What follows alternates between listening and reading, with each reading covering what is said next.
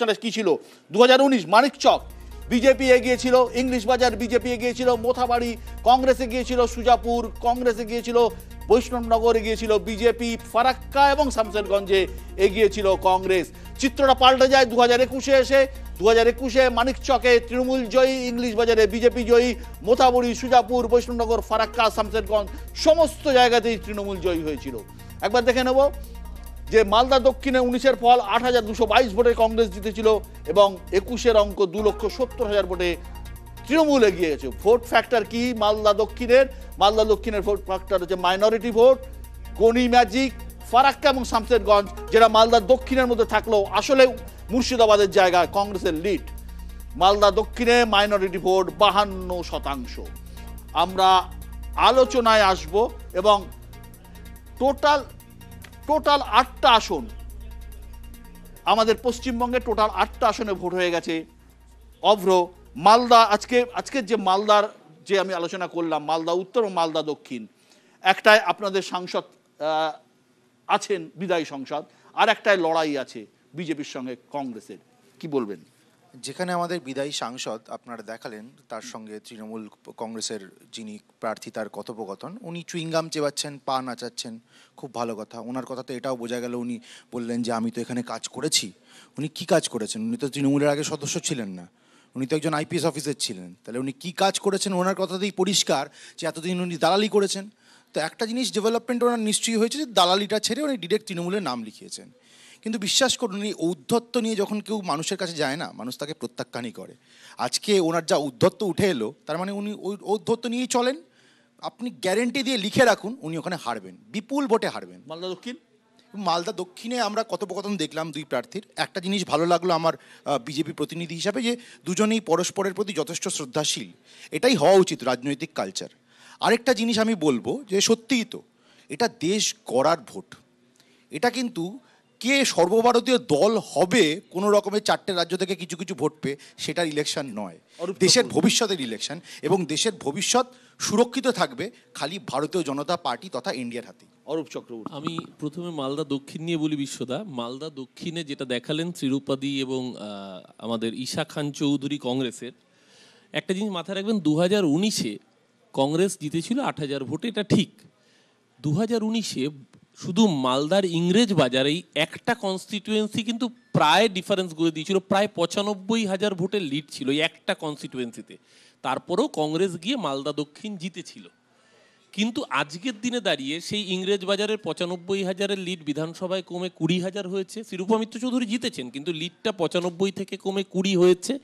বাকি 6টা অ্যাসেম্বলি সেগমেন্টে কিন্তু তৃণমূল একটা ম্যাসিভ লিড নিয়ে রয়েছে। তার মধ্যে মোথাবাড়িতে সাবিনা ইয়াসমিন আজকে রাজ্যের মন্ত্রী। 6টা কেন্দ্রে তৃণমূল কংগ্রেসের যে লিড, তার মধ্যে সংখ্যালঘু বাঙালি ভোট, সেই ভোট এবং তার সাথে হিন্দু নারীদের ভোট, যেটা মমতা বন্দ্যোপাধ্যায় প্রকল্পের সুবিধা যে মহিলারা পেয়েছেন, সামগ্রিকভাবে লক্ষ্মীর ভাণ্ডার, স্বাস্থ্যসাথীতে মহিলাদের নাম ফার্স্টে, কন্যাশ্রী, রূপশ্রী, সমস্ত সুবিধে, তার রিফ্লেকশন কিন্তু 21-এ পেয়েছি। দ্বিতীয়ত আমি আসছি জাস্ট উত্তরে, একটা সেকেন্ড বলে নিই। মালদা উত্তরে খগেন মুর্মু জিতেছিলেন, কিন্তু মালদা উত্তরে এই মুহূর্তে দাঁড়িয়ে 3টে অ্যাসেম্বলি সেগমেন্ট ওরা আছেন। তার মধ্যে একটা ইন্টারেস্টিং অ্যাসেম্বলি হচ্ছে হাবিবপুর, যেখানে জুয়েল মুর্মু কিন্তু আসল ফ্যাক্টর। ইতিমধ্যে আপনারা জানেন জুয়েল মুর্মু ভার্সেস খগেন মুর্মুর লড়াই প্রকাশ্যে চলে এসছে। যে লিড ওনারা এক্সপেক্ট করছিলেন হাবিবপুর, তার থেকে বড় কথা গাজলে যার ভরসায় লিড পেয়েছিলেন, বিজেপির মহিলা মোর্চার সভানেত্রী ছিলেন, তিনি কিন্তু তৃণমূলে এসে তৃণমূলের জেলা পরিষদের সদস্য এবং তৃণমূল কংগ্রেসের ওই জেলার মহিলা সভানেত্রী বর্তমানে। তাই স্বাভাবিকভাবেই খেলা উল্টে গেছে, যার জন্য বডি ল্যাঙ্গুয়েজ বুঝে যাচ্ছে খগেন মুর্মু পরাজিত হয়ে গেছে। হলো যে মালদা উত্তরের দুজন প্রার্থীর মধ্যে যে কথোপকথনের স্ট্যান্ডার্ড দেখলাম, দিলীপ ঘোষের পার্টির যিনি আছেন তার তো ভাষার ওটা হওয়াই স্বাভাবিক। যেমন আইপিএস অফিসার যে ভাষায় উদ্ধত্তে কথা বলছিল, আসলে তৃণমূলে গেলে এই সংস্কৃতিটা অ্যাডপ্ট করতে হয়। এবং ওই কথাটা খুব ভয়ঙ্কর যে আমি মালদায় এতদিন ধরে যেভাবে করেছি, মানে এসপিকে দিয়েই তৃণমূল তার রাজনৈতিক কাজ করায়, এটা আজকে প্রমাণিত সত্য। আর এটা মনে রাখতে হবে যে এই ধরনের পুলিশ অফিসাররাই কার্যত আজকে তৃণমূল চালাচ্ছে। দুটো একসাথে আমি বলতে পারি, মালদা উত্তর এবং মালদা দক্ষিণ, ভোট কাটাকাটি, অন্যান্য অঙ্ক আপনি যাই বলুন, 19 এবং 21-এর যে তীব্র মেরুকরণ, এবং যেটা ঈশা খান খুব স্পষ্টভাবে বলেছেন, এনআরসি, সিএ, হিন্দু মুসলমান সেখানে তৃণমূল এবং বিজেপি যে তীব্র মেরুকরণের জায়গায় গেছিল, 24,000 হবে না।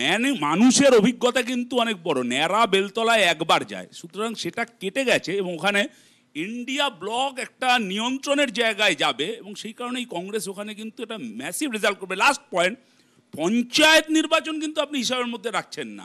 18-র যে পঞ্চায়েতে ওয়াশ আউট হয়ে গেছিলো, এইসব বহু জায়গায় পঞ্চায়েতে 34, 35 এমনকি 40% ভোট তৃণমূলের এই লুটের মধ্যেও আমরা পেয়েছি। বিশেষত একটা জিনিস, ইন্ডিয়া না, ব্লক আমি কোনটা, মানে একটা- কেরালায় ইন্ডিয়া একটা- আছে না নেই? একটা- আমি শুধু পরে কমিউনিস্ট second, পার্টির second, প্রতিনিধির কাছে অরূপ, জানতে চাইবো। অরূপ, এই তথ্য আর একটা অন্য ডাইমেনশন ডিসকাশনের। আমি বিশ্বদা যেটা বলি, প্রথমত আমি বলবো আপনার সরাসরি এক্সপেরিয়েন্স এবং আমরা কথোপকথনগুলো শুনলাম।